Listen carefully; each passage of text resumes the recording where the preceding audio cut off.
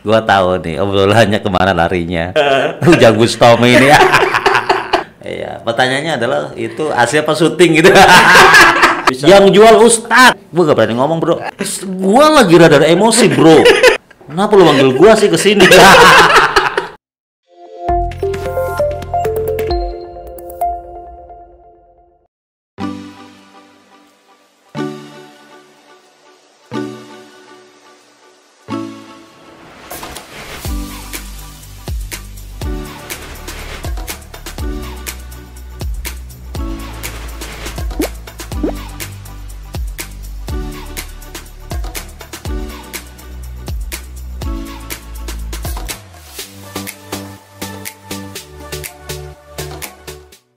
Assalamualaikum warahmatullahi wabarakatuh. Teman gue mau lagi di podcast gue dan kembali lagi.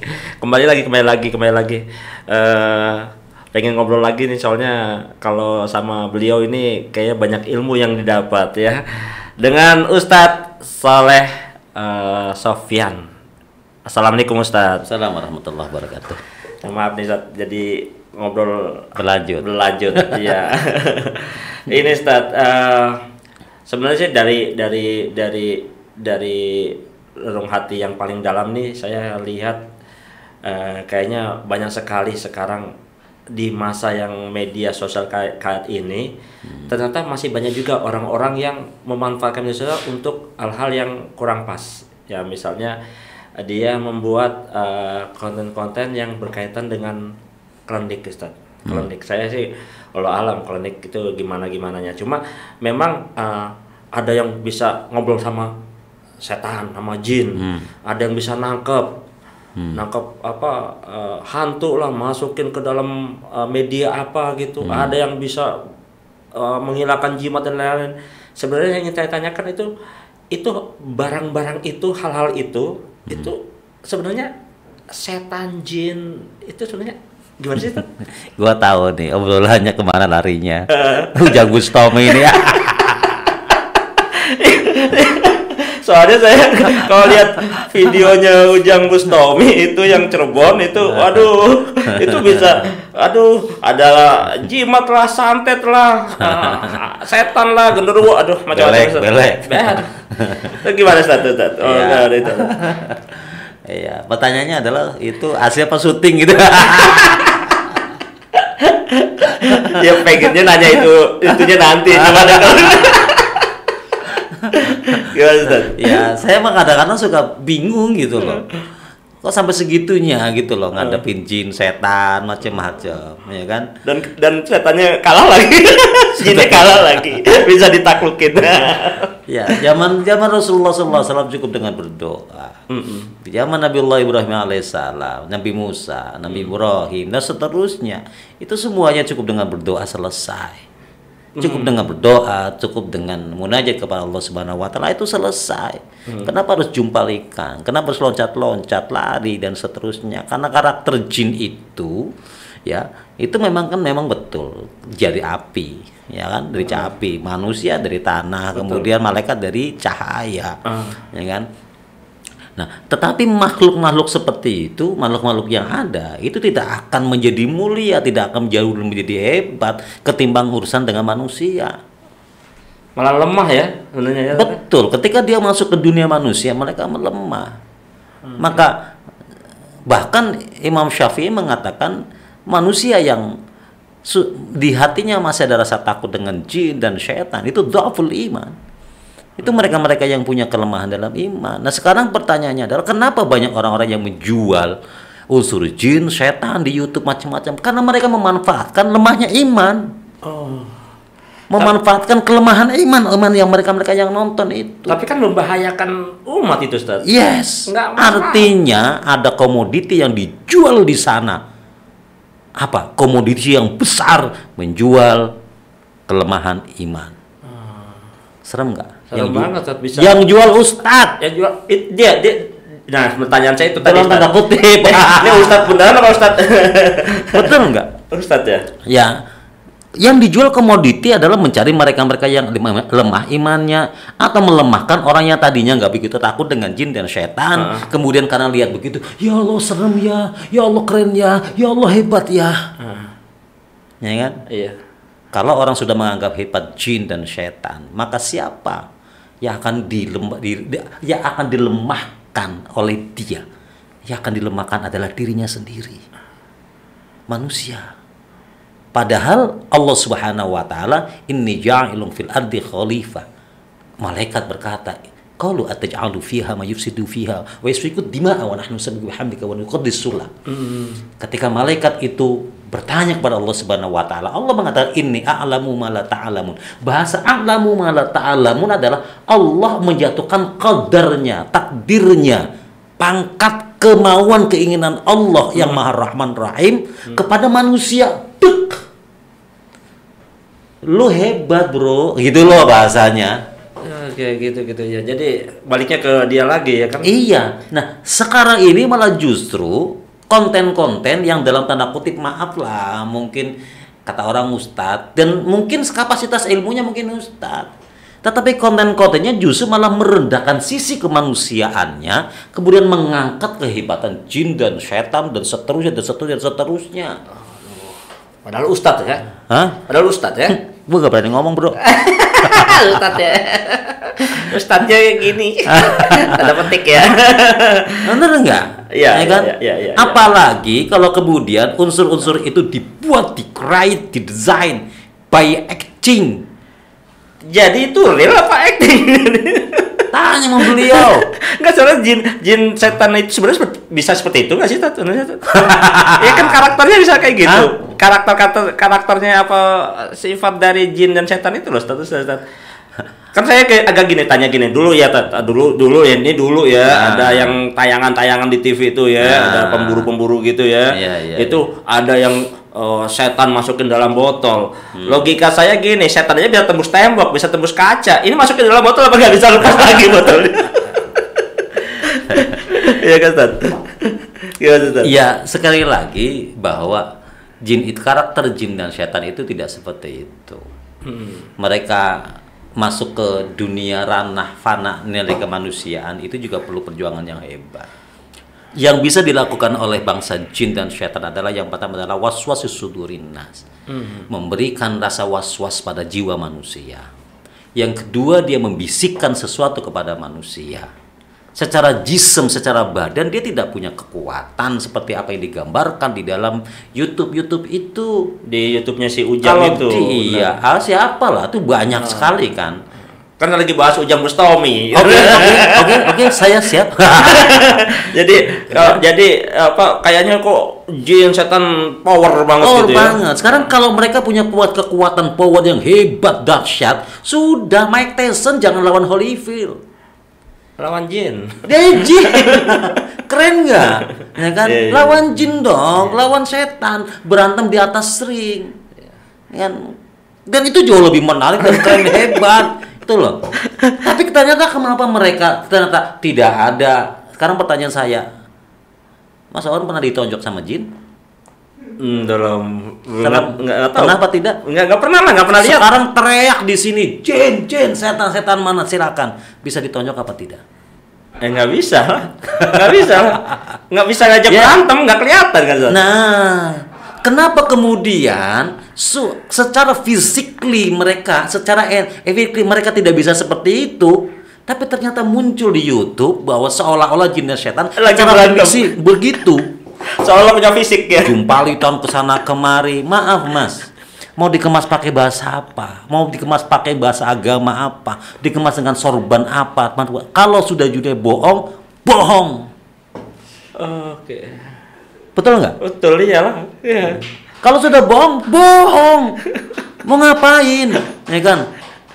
Kemarin saya sempat tanya, buat apa seperti ini? Ustadz, kan dari konten-konten ini, yang syuting ini, itu syuting semua. Syuting Ustadz, ya kan? Syuting Ustadz ada pembisiknya nih. Nah, itu apa?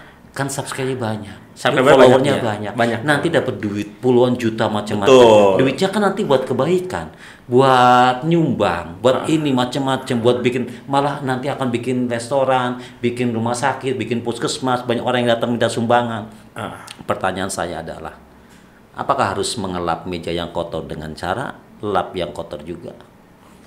Kan begitu. Apakah kemudian menghapus keburukan itu dengan cara yang baik itu akan terhapus keburukan itu? Memang betul, waqfir anna sayyi'atal hasanata tamhu wa khuluqin nas bi khuluqin hasanin. Yes, betul. Tapi itu ayat ditujukan untuk orang yang taubat. Bukan orang yang hari ini nyumbang, besok nyolong lagi, nyumbang besok nyolong lagi, hari ini nyumbang, besok bohong lagi, bohong lagi. Betul nggak? Betul. Gua lagi rada emosi, bro. Kenapa lu manggil gua sih kesini? Jadi dapat rezeki dengan cara mengelabui umat. Nggak bagus juga berarti.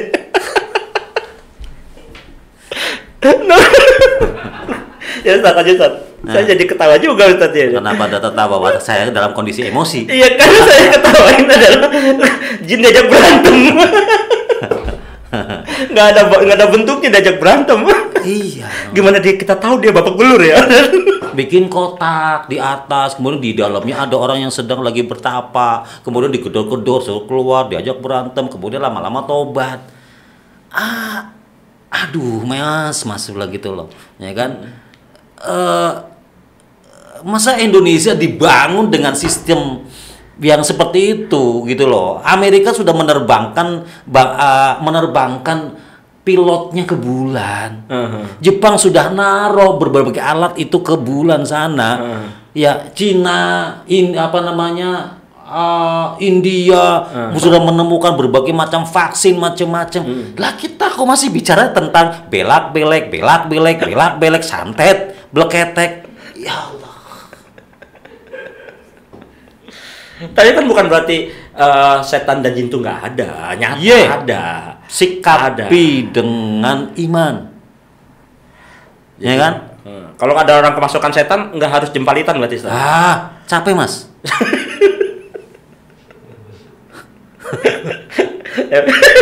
Capek mas. Iya capek ya. Capek yang batinnya. Ada orang kesurupan atau apapun, silakan datang ke rumah sampai pintu sembuh. Rumah Ustadz maksudnya? Rumah orang lain. Ntar dikira saya paranormal juga. Jangan. Capek ngomong. Ya datang, kita doain selesai. Dengan cara mendoakan. Yang membuat takut jin dan setan itu ada di 3 karakter masuk manusia. Yang pertama adalah orang yang membawa kemuliaan. Dia baca Quran, dia berdoa, bawa kemuliaan. Ya kan, dia bawa amal-amal baik. Yang kedua, orang yang memang mulia. Rasulullah, para nabi, para rasul, orang-orang yang rajin ibadah, orang-orang yang soleh itu mulia, ya kan? Para kiai itu mulia. Jin akan minggir dengan sendirinya, kan? Yang ketiga, orang yang mengetahui ilmu, ya, tentang perjin dan setanan itu. Boleh nggak mempelajari ilmu itu? Yes, boleh. Tapi sekali lagi ilmu itu jangan kau eksploitasi. Jadi gini loh, kita sering melihat bahwa ada orang yang bisa melihat jin itu menjadi khosois, kelebihan seseorang. Salah. Orang yang punya kekhususan melihat jin dan seterusnya itu sebenarnya keluar dari naturalisasi, keluar dari natural nilai kemanusiaan yang sebenarnya. Aslinya manusia yang bagus yang sebenarnya yang nggak bisa lihat itu. Oh ya, tapi kalau kita nyebutnya emang punya kelebihan gitu. Punya kelebihan, maksudnya kita manusia tapi ada lebihnya dia. Ya, itu. Lebihnya bisa lihat makhluk yang lain gitu. Bisa melihat orang lain tapi nggak bisa melihat tetangga. Gimana tuh tetangganya, Ustaz? Ya gimana tangganya nangsat, tangganya sedih gitu kan.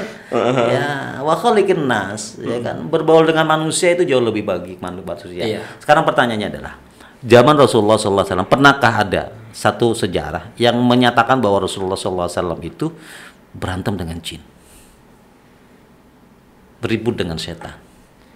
Kalau ribut dengan setan, mengusir setan, yes. Tapi ribut dengan jin pernah enggak? Nantang ya. Nah, ngajakin berantem. Yang ada malah jin itu udah berbaiat kepada Rasulullah SAW. Makanya ada namanya masjid jin. Ketika Rasulullah itu ditimpuk tak di syid itu, kemudian bersembunyi di kebun kurma. Yang datang menolong itu tidak hanya malaikat saja, tapi bangsa jin. Ya Rasul, boleh nggak saya nolongin kamu? Ya kan? Kata Rasul, enggak lah, saya bilang gitu loh. Rasulullah tidak pernah meminta pertolongan kepada bangsa jin. Tapi Rasulullah dimintai pertolongan oleh bangsa jin, iya. Karena bangsa jin juga ada yang beriman. Dah, pertanyaannya adalah, boleh nggak kita bergaul dengan bangsa jin? Kan begitu. Ya kan? Iya kan ada jin beriman. Ya, tidak ada nas khosois yang melarang manusia untuk bergaul atau mengenal bangsa jin. Tidak ada. Tetapi ulama-ulama memberikan satu garis, sepanjang Anda tidak mengetahui mana jin muslim, mana jin kafir, maka haram bagi Anda bergaul dengan mereka. Saya ulangi lagi. Sepanjang orang itu tidak bisa membedakan mana jin kafir dan jin muslim, maka dia haram melakukan pergaulan dengan bangsa jin itu. Ya saya tanya mereka yang bermain-main di dunia YouTube dengan bangsa jin, mengenal bangsa jin itu apa tahu kafir atau tidak? Pernah lihat nggak sholat jamaahnya dia? Dan Rasulullah tidak pernah memusuhi mereka, tapi Rasulullah mereka datang untuk membaiat. Diberikan baiat Rasulullah SAW. Yes, ya. Saya suka sedih, ya kan, sedih. Yang dapat duit mereka, tapi jinnya nggak pernah dapat bagian. Jinnya nggak pernah dapat duit ya, sebagai objek nggak pernah dapat duit gitu. Ya. Dia ganti HP, dia ganti mobil. Harusnya jinnya kasih bonus lah, kasih HP yang terbaru gitu. Itu gimana ngirimnya ke dunia jin ya? Giliran ada problem, giliran ada syuting, ya disalahin jin lagi, gitu. Dapat duitnya dia. Sekarang pertanyaannya, kalau Anda nyalain orang lain, dosa nggak? Ya dosa dong. Dosa. Walaupun orang itu nggak salah. Iya. Apalagi nggak salah. Iya. Kalau Anda jelekin orang lain, dosa nggak? Jelekinnya dosa lagi. Kalau Anda kemudian menghina orang lain, dosa nggak? Dosa banget. Dosa. Sekarang bahasa manusia itu ditaruh di jin. Dosa nggak? Anda menghina jin, dosa nggak? Jelek-jelekin jin, dosa nggak? Kalau jin sebagai makhluk Allah ya kita dosa lah sebenarnya. Jangan ragu-ragu, dosa nggak? Dosa. Yes. Sudah di situ udah jelas. Iya, makhluk Allah gitu kalau. Makhluk Allah, kasihan ya, disalahin mulu Ustaz ya. Iya, nah kita. Kalau mau langsung dengan setan aja sekalian, sudah jelas. Oh, itu bedanya apa Ustaz? Jin dan setan tuh? Jin dalam sejarahnya, setan dalam sejarahnya adalah jin yang durhaka kepada Allah Subhanahu wa taala. Dulu namanya Haris. Haris artinya penjaga. Keren gak tuh? Keren banget Haris. Kemudian membangkang kepada Allah Subhanahu wa taala. Haris itu kemudian ya mublisun. Ya, diturunkan oleh Allah Subhanahu wa taala, direndahkan Allah Subhanahu wa taala menjadi iblis. Anak keturunan iblis itulah kemudian menjadi setan. Dan setan itu ternyata tidak hanya di alam setan itu sendiri, sudah ada pada alam kemanusiaan. Naik motor, tabrakan, setan loh. Setan udah ada di dunia. Yang ditabrak teriak lagi, lu juga setan. Saya nonton setan dengan setan sedang berantem. Yang nolongin sesama setan juga saling mendahului. Aduh Ustaz. Ya Allah Ustaz, aduh. Oke, terakhir Ustaz. Sekarang nih, kalau kita menemukan hal-hal semacam itu, apalagi kan namanya di media sosial, kita nggak bisa menghindari Ustaz. Tiba-tiba muncul aja begitu video itu, yang sebenarnya kita kan nggak pengen nonton ya, tapi tiba-tiba muncul aja. Apa sebaiknya terus yang berikutnya lagi ya buat para kreator yang kaitan sama hal-hal semacam itu, ada saran-saran yang Ustaz? Ya, ketika kita melihat itu, jadikan itu sebagai saintifik dulu. Jadikan sebagai saintifik lebih awal, sebagai ilmu. Kalau kemudian bagus, jadikan itu sebagai panutan. Kalau buruk, itu jadikan sebagai contoh. Itu jauh lebih bagus. Jadi apapun yang akan kita lihat di dunia YouTube sekarang ini, teman-teman, adik-adik, kawan-kawan, seterusnya yang memang serajin buka YouTube, mindsetnya adalah saintifik dulu, ilmu. Kalau baik, ya kan, jadikan contoh. Kalau buruk, jadikan pengetahuan buat kita semuanya. Dua-duanya jadi ilmu. Jadi akhirnya sikap kita itu jangan berbuat buruk ketika melihat keburukan. Oke. Ibu-ibu guru itu, bapak guru itu melihat tiap hari anak yang bandel, loncat jendela, mukul-mukul meja, ya kan, teriak-teriak, ngomong kasar. Tapi bu gurunya kan ngomong, nah jangan nakal, nggak boleh ngomong kasar, jangan naik jendela, genteng sekalian, kan begitu. Ya, Iya, ya kan? iya, betul. Karena sang ibu guru, sang bapak guru melihat kekurangan, maaf dalam tanda kutip, kenakalan anak itu sebagai nilai saintifik bahwa ada sebuah transformasi ilmu saja. Maka bisa nggak YouTube itu menjadi media kita untuk menjadi sebuah saintifik aja, ya. Oh bagus, gua ambil nih. Oh jelek, jangan dilakukan. Oh gua tahu nih cara meramu ini. Oh ya gua cukup tahu. Bergaul dengan copet boleh nggak? Boleh, ya kan? Belajar nyopet boleh nggak? Boleh.